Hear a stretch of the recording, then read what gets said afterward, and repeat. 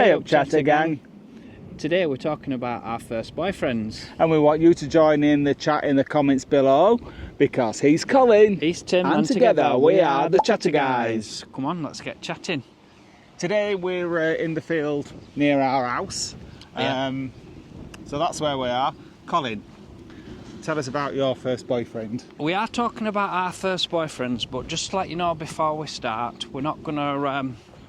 They actually are both dead, aren't they? They are both dead, and we're not going to mention their names out of respect for the families. No. So, my first boyfriend, I was a late bloomer in the LGBT spectrum. You were? I didn't come out till I were at least, I think it was 27, 28. And I come out to my work colleague. Now, I've been up to my work colleagues a number of times, having drinks and chats. She was a female, by the way. And she had a gay flatmate what lived in the flat below. Lovely lad, really was nice. And when I come out to her, she mentioned that her flatmate liked me, and I were bowled of her, to be honest. I were really bowled of her. I thought, oh, he's well out of my league. You do when you're young, don't you? Yeah. You do, you're really insecure. Yeah. I'll tell you about this lad. It would, I think he was the same age as me, or no, he might have been a little bit younger. He lit up the room everywhere he went. Oh. It would, I think he used to be a drag queen or a performer. He was beautiful, he really were. And it were only a very short courtship, it were into Longwood. We went on a date. I remember taking him to...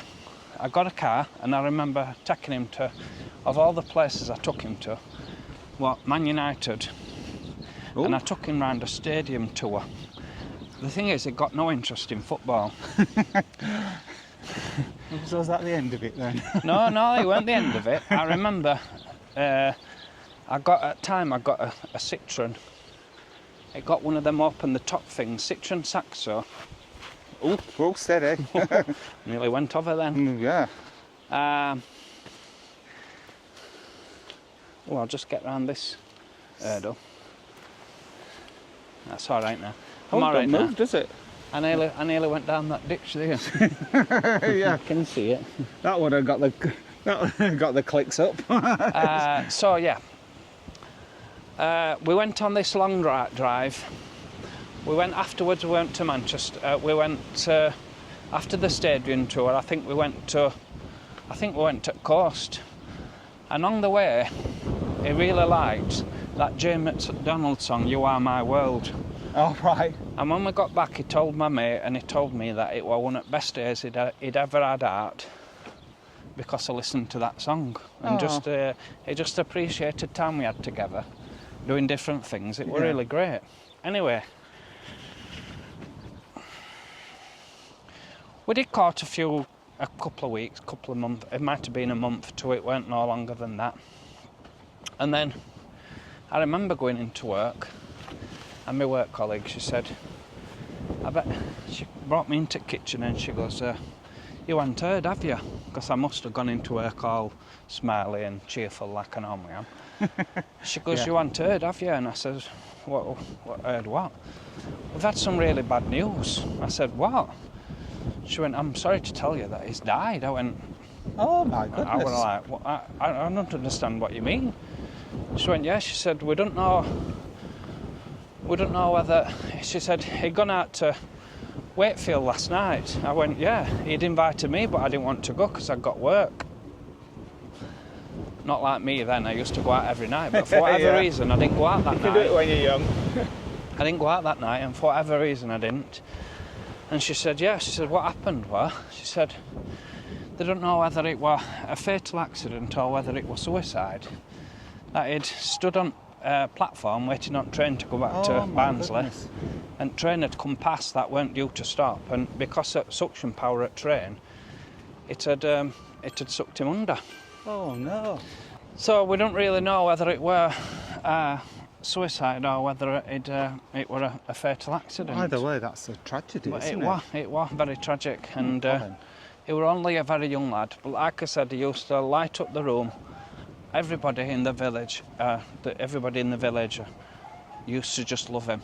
And I tell you what, I don't think I've ever been to a funeral and seen so many people there.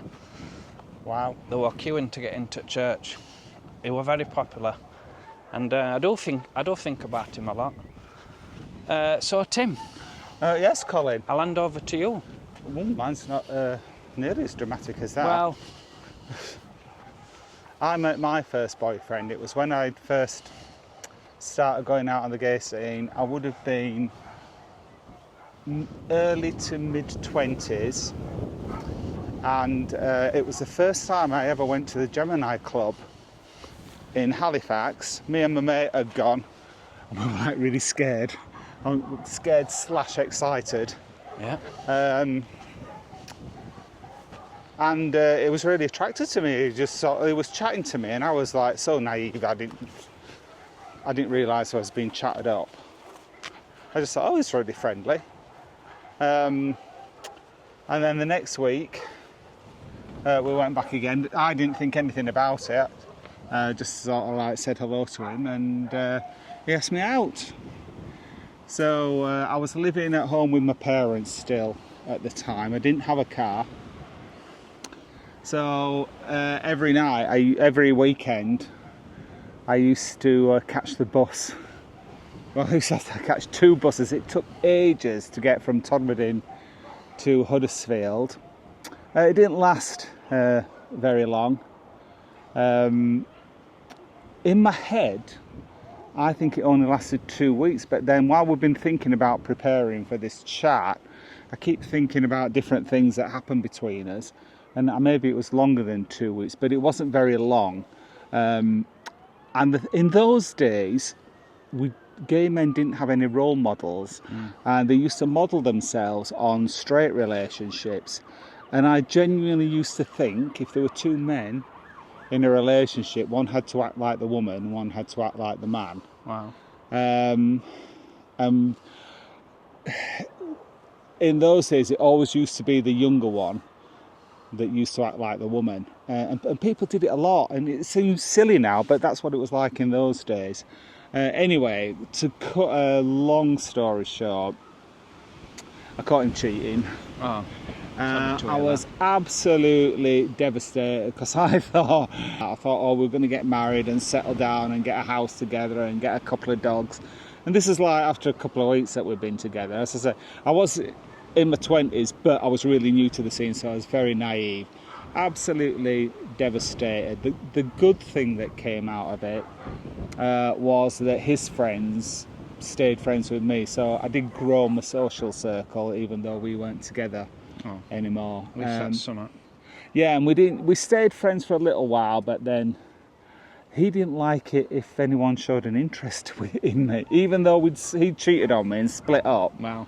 If anyone showed an interest, and bearing in mind I was the younger one of the 2, so at that time, the gay scene, it was all about getting younger guys. So like, it didn't matter what you looked like, whether you're good looking or not. If you were younger, that was like the golden ticket. Yeah, no, I get it. And we had a big fallout because someone showed an interest in me at a party, and he didn't like it. And I was like, well, you don't want me, you don't want anybody else to have me. But long story short, I stayed friends with his friends, so that helped me get into the LGBT scene in those days when it was a lot more difficult because there weren't the apps, I didn't have a car, so it was really tricky. There you have it, my first boyfriend. Nice to know. Please let us know in the comments your experience of your first boyfriend, or indeed your first girlfriend. Yep. It's not all about the gays, is it? Not all about gays. Let us know in the comments, join in. If you do like the video, please give us a thumbs up, and if you are new to the channel and don't want to miss out on any of our future videos, then please subscribe, because it will cost you absolutely not. Thanks for watching, Chatter Gang. We'll see you next time. Bye. Bye bye.